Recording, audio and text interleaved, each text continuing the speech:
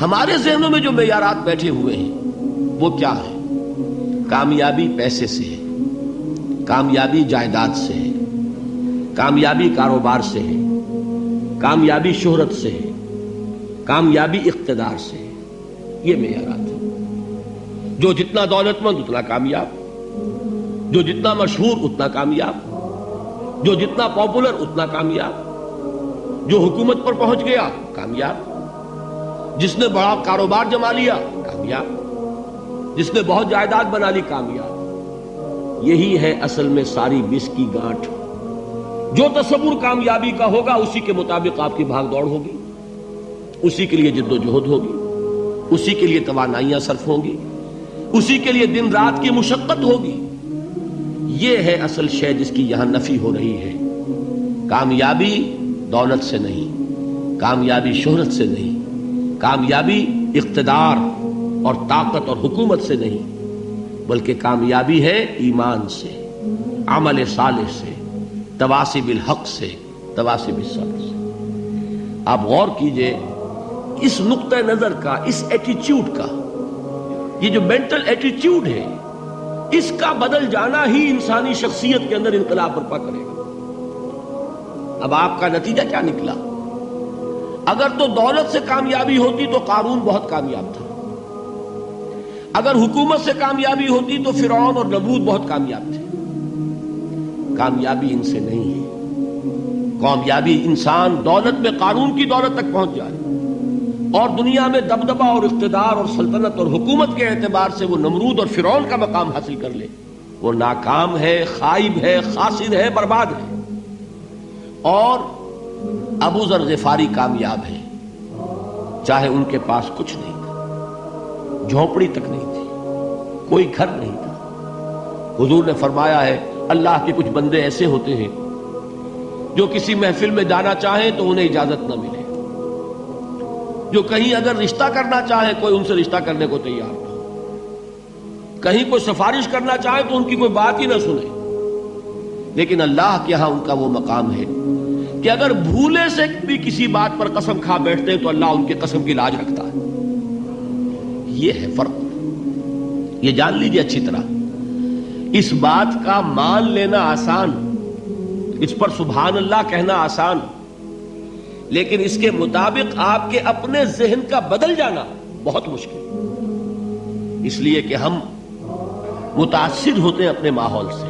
وہ بڑا محل ہے، دیکھ کر ایک دفعہ جھجری آتی ہے، وہ بڑی سی 20 فٹ لمبی کار سناٹے کے ساتھ آپ کے پاس سے گزر گئی. ایک دفعہ اعصاب کے اندر ارتعاش ہوتا ہے، محسوس ہوتا ہے بڑے یہ نصیبے والے لوگ ہیں، بڑے خوش نصیب، بڑے کامیاب. حالانکہ کچھ معلوم نہیں کہ یہی سب سے بڑی بد نصیبی ہو سکتا ہے کہ یہی سب سے بڑی ناکامی ہو. اگر ذہنوں میں یہ بات بیٹھ جائے کامیابی کس شے سے. یہی وجہ دیکھیے قرآن مجید میں بارہا آپ دیکھیں اولئک ھم المفلحون، یہ ہے لوگ کامیاب ہونے والے. آج یہ آپ نے نماز میں وہ آیات سنی، یا ایھا الذین آمنوا ارکعوا واسجدوا واعبدوا ربکم وافعلوا الخیر لعلکم تفلحون. اے ایمان والو، رکوع کرو، سجدہ کرو، اپنے رب کی پرستش اور بندگی کرو اور اچھے کام کرو تاکہ تم کامیاب ہو جاؤ. تو کامیابی کن چیزوں سے ہے؟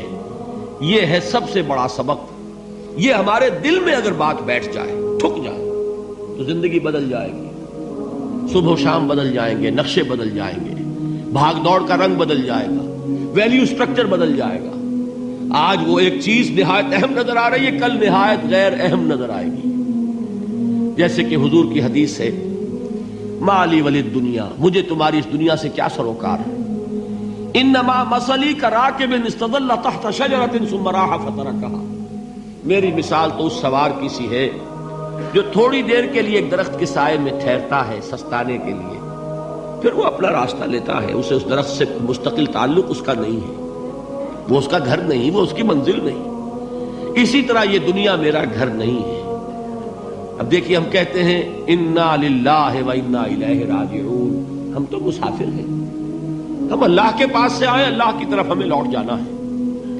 کن فی الدنیا کانک غریب و عابر سبیل، حضور فرماتے ہیں دنیا میں ایسے رہو جیسے کہ تم اجنبی ہو یا راہ چلتے مسافر.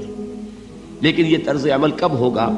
جبکہ یہ آیت ہمارے ذہنوں کے اندر بیٹھ گئی ہو، والعصر ان الانسان لفی خسر الا الذین آمنوا وعملوا الصالحات وتواصوا بالحق وتواصوا بالصبر۔ یہ ہے اصل بات جو میں نے عرض کیا تھا کہ میں بتاؤں گا صحابہ کیوں ایک دوسرے کو یاد دلاتے تھے۔ اس لیے کہ دیکھیے جیسے برف باری اگر ہو رہی ہو، آپ باہر نکلیں گے تو برف آپ کے کپڑوں پر جم جاتی ہے نا، تو آپ جھٹکتے ہیں کپڑوں کو تاکہ برف ہٹ جائے۔ ہمارے ایمان پر اس دنیا میں رہتے ہوئے جب ہم متاثر ہوتے ہیں ماحول سے تو گردہ آ جاتا ہے، برف پڑ جاتی ہے، اس کو جھٹکتے رہنے کی ضرورت ہے۔ اور وہ جھٹکنے کی بہترین اور مؤثر ترین شکل یہی ہے کہ یاد رکھو کامیابی ان چیزوں سے نہیں ہے۔ چمک دمک جو ہے دنیا کی، یہ ساری چمک دمک جو تمہیں رجھا رہی ہے، جو تمہیں اپنے اندر گم کیے ہوئے، یہ لفظ گم پر اقبال کا وہ شعر یاد آ گیا کہ کافر کی یہ پہچان کے آفاق میں گم ہے، اور مومن کی یہ پہچان کے گم اس میں ہے آفاق۔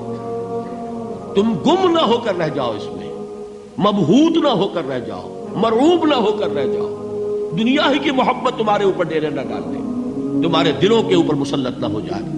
لہذا تازہ کرتے رہا کرو، والعصر ان الانسان لفی خسر الا الذین آمنوا وعملوا الصالحات وتواصوا بالحق وتواصوا بالصبر۔ پھر یاد کر لو، پھر تازہ کر لو اپنے اس یقین کو کہ کامیابی دولت سے نہیں، کامیابی ثروت سے نہیں، کامیابی اقتدار سے نہیں، کامیابی شہرت سے نہیں، کامیابی جائیداد سے نہیں، کامیابی ہے ایمان سے، کامیابی ہے عمل صالح سے، کامیابی ہے تواصی بالحق سے، کامیابی ہے تواصی بالصبر سے۔